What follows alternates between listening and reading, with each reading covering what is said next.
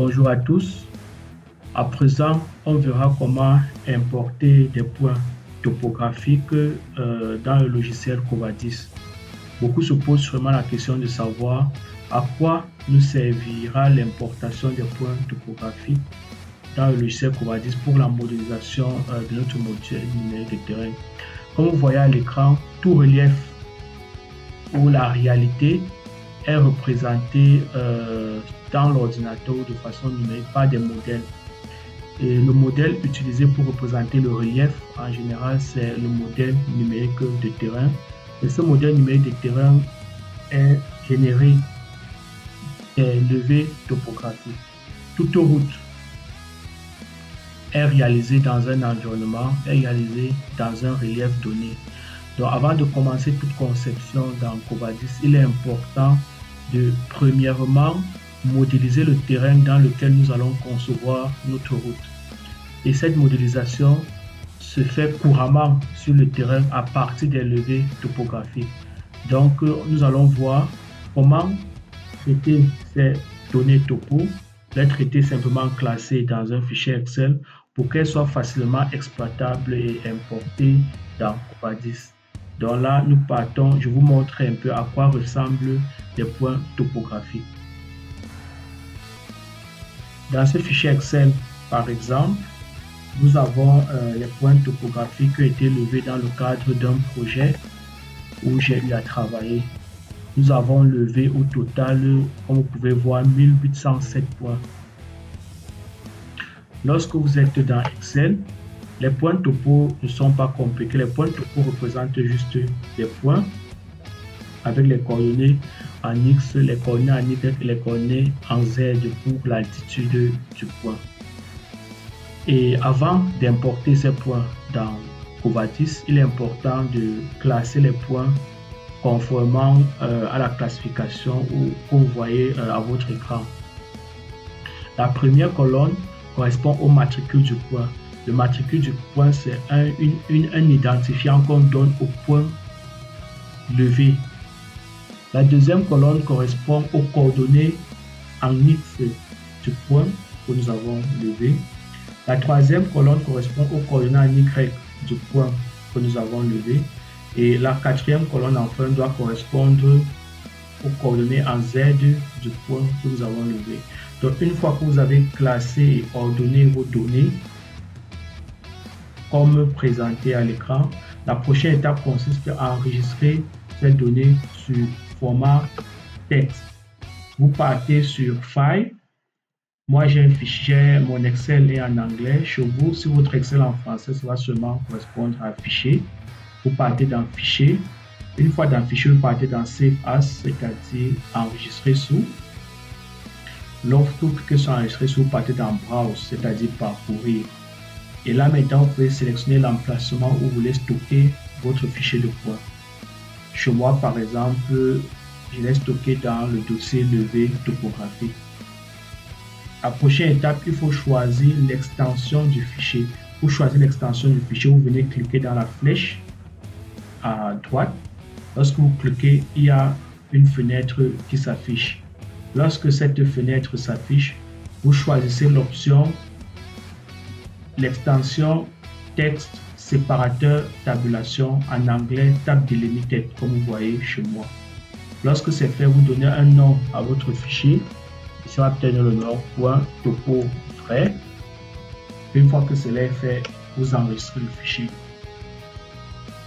La question qu'on pose, Excel pose, c'est est-ce qu'on veut continuer à utiliser l'extension du fichier que nous avons créé? On dit simplement oui. Donc, une fois que nous avons créé ce fichier avec l'extension texte séparateur tabulation, nous pouvons maintenant importer nos points dans Covadis. Lorsque vous êtes dans Covadis, pour importer les points que vous avez enregistrés en fichier texte, vous venez dans le menu Covadis 2D. Vous cliquez sur Covadis 2D. Lorsque vous cliquez sur Covadis 2D, il y a un menu en plus qui s'affiche. Vous partez choisir la commande point topographique. Lorsque vous positionnez la souris sur point topographique, il y a un autre menu qui s'affiche. Vous cliquez ensuite sur chargement de semis. Lorsque vous cliquez sur chargement de semis, il y a une fenêtre qui s'affiche à votre écran. La première information que nous voyons au niveau de la fenêtre, c'est le nom. Ici, on doit sélectionner le nom du fichier qui contient les points que nous voulons importer dans Covadis. Donc, pour faire cela, vous venez cliquer sur l'icône qui est à droite, ouvrir. Ça me donne la possibilité d'aller choisir le fichier dans mon ordinateur qui contient les points que je vais importer dans Covadis. Là, le fichier c'est point topo vrai. Donc, je double-clique sur point topo vrai. Une fois que le fichier a été sélectionné, la deuxième partie consiste à entrer le format du fichier. Le fichier qui est adapté à l'extension que nous avons utilisée pour stocker nos données, c'est le fichier de points avec séparateur. Ou si vous vous rappelez, lors de l'enregistrement dans Excel, on a enregistré avec séparateur tabulation. Cependant, il y a plusieurs autres types d'extensions. On verra par exemple l'extension GeoBase Covadis lorsqu'on voudra importer des points directement à partir d'une GeoBase issue des points topo calculés. Lorsque vous cliquez au niveau de l'œil, ça vous permet de visualiser les points que vous voulez importer dans votre dessin Covadis. Là, je ferme. Une fois que cela est fait, le prochain c'est le fichier de paramétrage. À chaque format de fichier est associé un fichier de paramétrage. Ici, vous n'avez pas besoin d'entrer dans le fichier de paramétrage. Mais on pourra voir cela en détail dans d'autres vidéos. Ensuite, nous avons la définition du bloc de points. Chaque point dans Covadis est représenté par un bloc de points qui contient 3 informations. Quand je vais par exemple cliquer là, vous allez vous rendre compte, les 3 informations sont, le premier, c'est le matricule du point. Le matricule du point, comme présenté précédemment, correspond à l'identifiant du point. L'altitude du point correspond à l'altitude ou la cote Z du point concerné, et il y a également le code ou le symbole. Ici, c'est désactivé. Donc, je clique sur terminer. Une fois que cela est fait, maintenant, il y a ce qu'on appelle le calque des points que nous voulons importer. Covadis travaille beaucoup avec les calques. Et les calques sont des constituants de Covadis qui permettent de faciliter la conception. Si vous ouvrez votre Covadis pour la première fois, le vôtre sera sûrement coché au niveau de courant. Si vous laissez courant, les points qui sont importés seront seulement importés avec le calque courant, c'est-à-dire le calque qui est actuellement actif dans votre dessin. Mais généralement, je vous conseille d'importer les points sur un autre calque.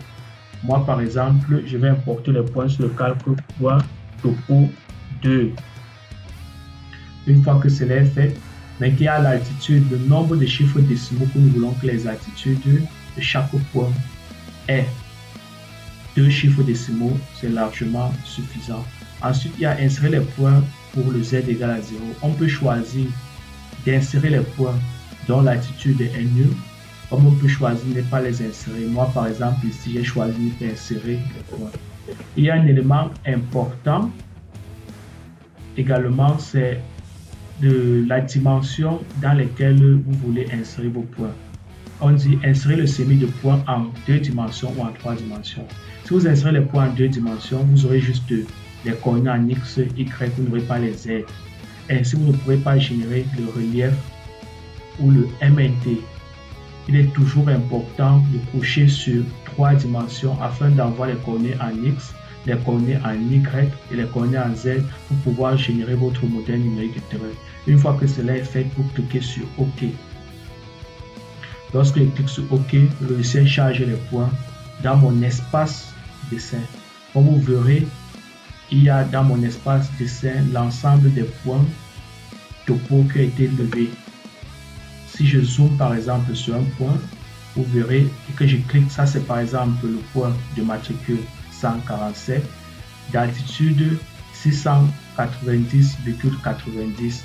et vous verrez tous les points que j'ai insérés auront le calque point topo. Ce qui fait qu'à n'importe quel moment, compte tenu de la lourdeur du dessin, je peux décider d'activer ou de désactiver les points. Là, par exemple, j'ai désactivé, les points ne sont plus visibles à l'écran, comme je peux décider de les activer. Et aussi, lorsque vous cliquez sur un point, par exemple, vous verrez la barre des propriétés qui affiche les coordonnées en X, en Y et en Z du point, qui affiche également le nom du bloc, on a vu c'était TC point, qui affiche le matricule du point, également l'attitude du point. Donc, une fois que les points ont été importés dans Covadis, maintenant la prochaine étape consiste à modéliser le modèle numérique de terrain. Sur ce, nous allons passer à notre prochaine vidéo.